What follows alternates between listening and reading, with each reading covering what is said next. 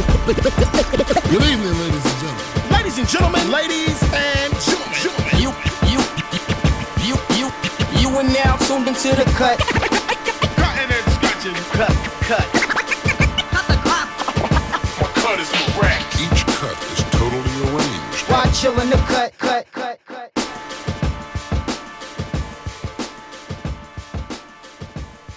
Yo. It's the cut. We're back once again. It's nice to be here. IV, as always. As always. I'm really glad. We're breaking new ground today. Yes, we are. Finally, we have our first female guest bringing that energy in the booth. It's Shevy. Shevy Price.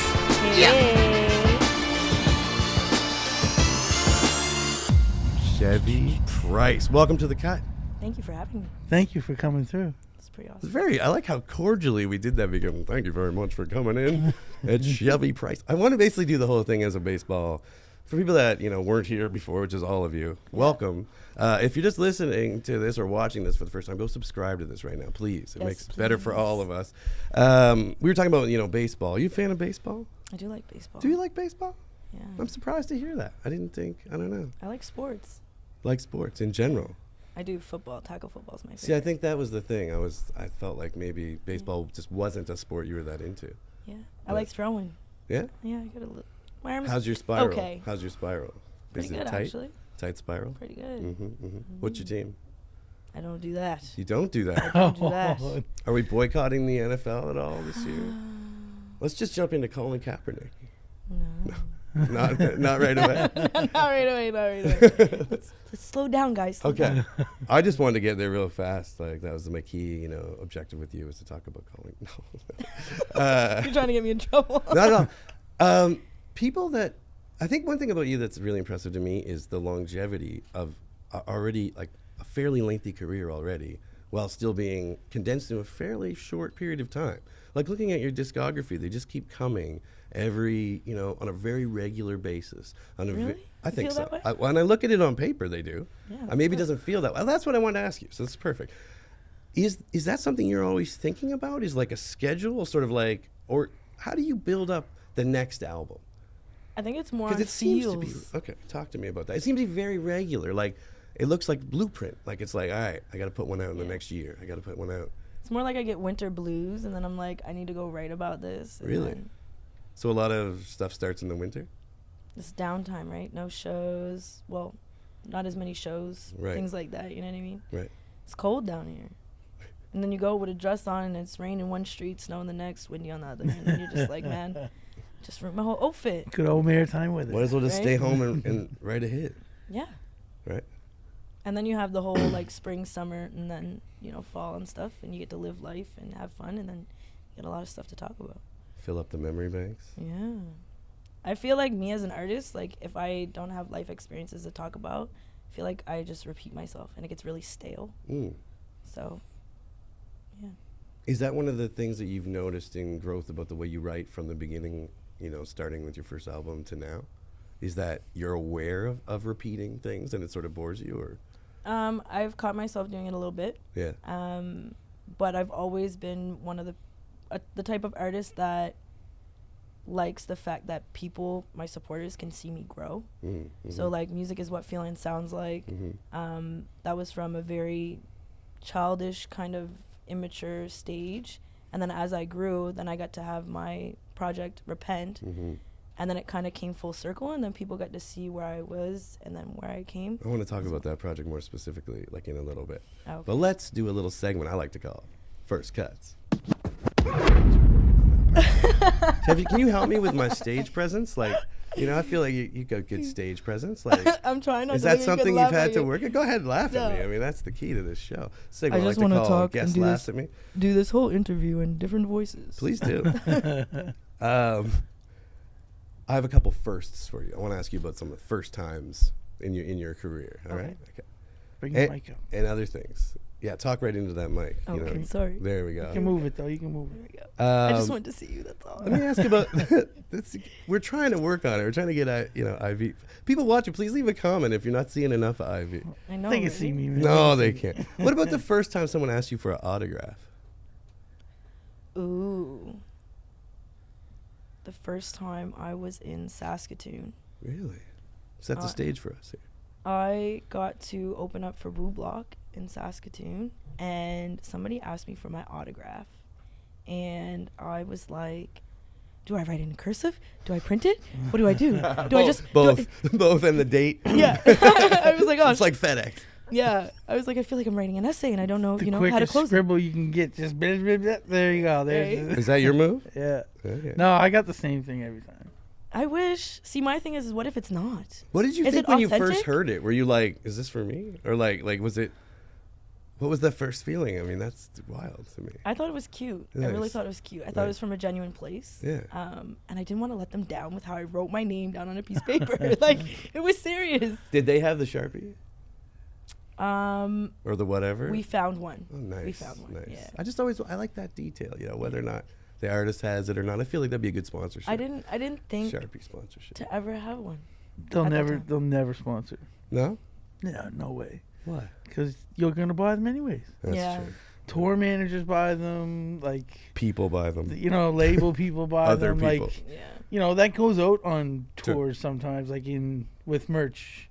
Like, make sure there's Sharpies at the merch booth. Right. You know what I mean? Like Right, the- writer stuff.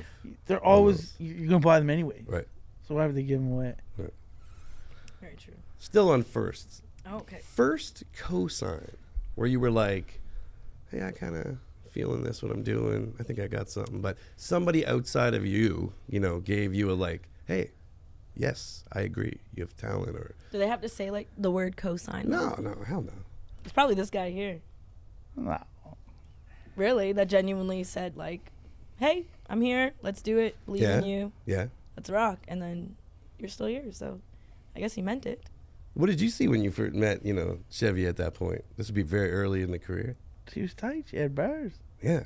That's the I mean, undeniable she could fact. spit. Like, That's the undeniable fact. and it's not just the Spit. fact that you're a female. Like, you could Yeah. spit. I Like, appreciate that. Exactly. you know what I mean? Like, and you have flow.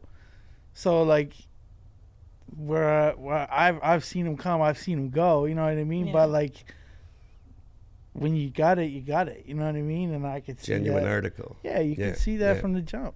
I appreciate that. Sweet. Oh.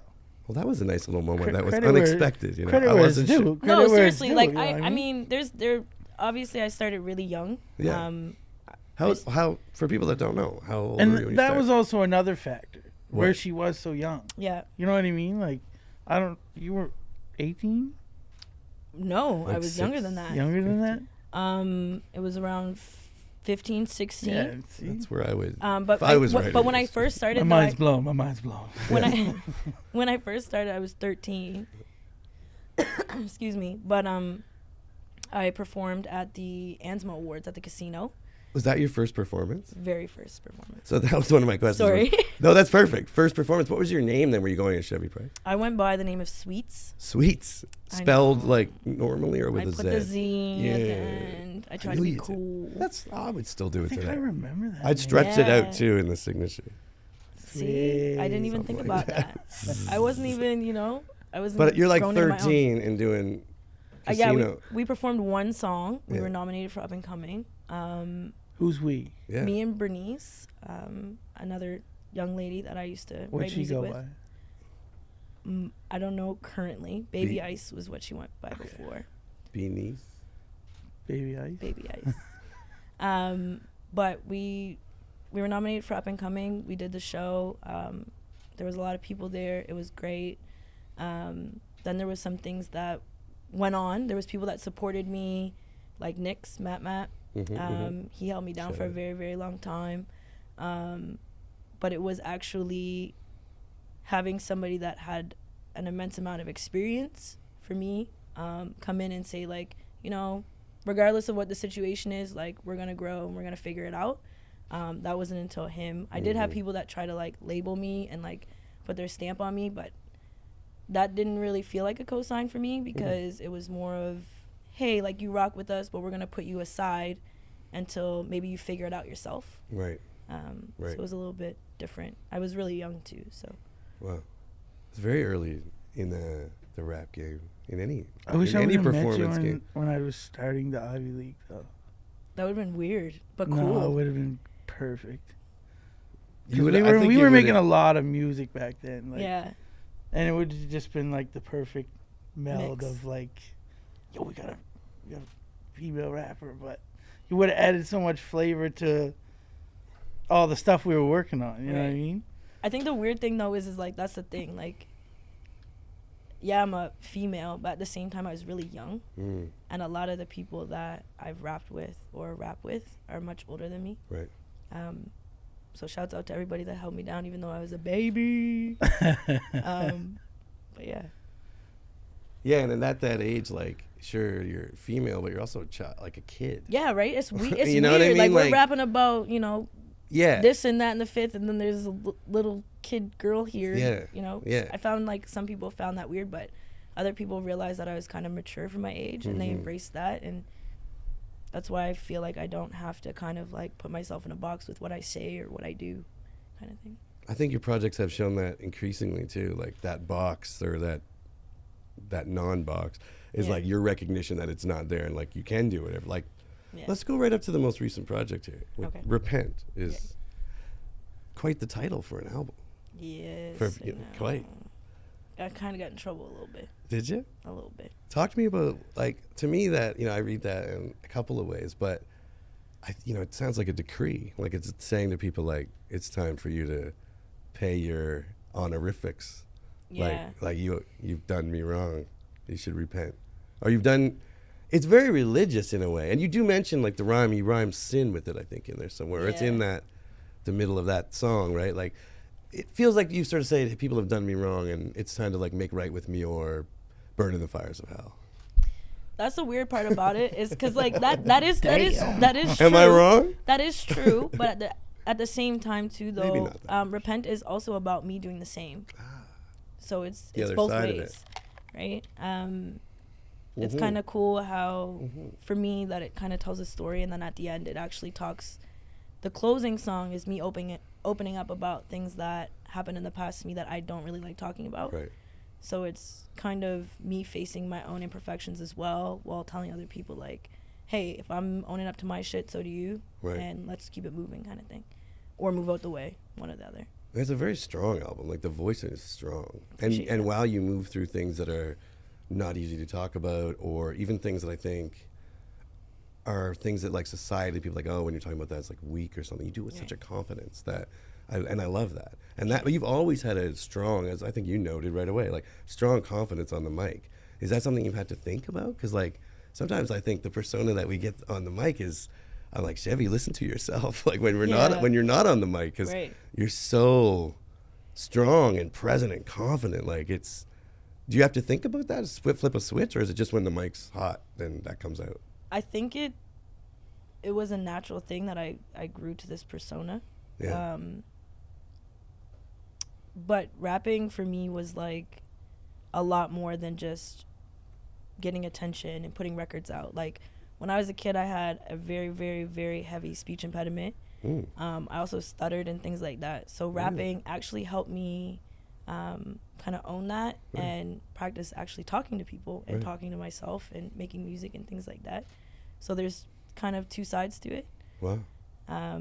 But yeah, I ended up having confidence through rapping because I could do things in rap that I couldn't do in the normal days because I was outcast. I was really weird and not outspoken at all. So yeah, I guess it is kind of my comfort blanket. Interesting. I just find you always have like a mature swagger Yeah. Appreciate amongst it. your lyrics. Like Yeah. very mature. Well, that's sort of something else I want to bring up is that swagger, I guess would be the way. Like some artists have. I look at J Main back here behind you, and I think he's sort of similar in that Shouts way. out to J Main. That there's Shouts out to that J. there's Main. there's like there's a persona, there's a vibe around the artist where you're like, it's more than just the music. It's this whole kind of feeling around them that you go to put it in. You're like, oh, I know what I like, and I get in that whole vibe. And you are good, I think, like creating that and maintaining it, and like it being reinforced while you're changing. Like Chevy feels very consistent to me throughout all the albums, but yet huge changes. But like it's not a totally different animal. It's Right. watching you mature, or I don't know, mature, but just change. gotta Mature would be grow me up putting my someday. words in. Yeah. Oh, I don't think so. No, growing up's a bad idea. Adulting sucks. Yeah, it does. I agree just with that. maybe it's because I'm vulnerable and I'm not ashamed to be vulnerable, and Yeah. I appreciate that through music and the people that I listen to, and being a fan of music and hip hop and the scene here, and just getting to know people more through them opening up through their music. And I've always appreciated that, and I've always felt like it was my duty to just be 100% all the time. And then when it came down to how I displayed that, it was like that's where I had the ownership of my music. Like, I could be completely sad and depressing, and I can own that. I have the right to feel that. This is my music, whatever the case may be. But at the same time, too, like, there should be confidence in that, and the struggle and everything else. So painting that picture for me is really, really fun. So maybe that's why you find like there's a consistency, possibly. Well, I think it goes to the voice even, that like you speak from a That really. was puberty. Not the swag. You No, not the swag. Okay, yeah, no. No, that's not what I- swag. I got to hang with cool people. Like, I got to see. Who are you hanging with that were cool people? Can't leave that hanging out there. Nick's, I mean, my cousins, Yeah. Asia. Yeah. She played in a band. She's been rapping since I can remember. Knucklehead, Yeah. who was a previous guest. Yeah. They're family, you know what I mean? I've had rappers all around me the majority of my life, so it's kind of like cool. I'm a cool kid now, kind of, you know?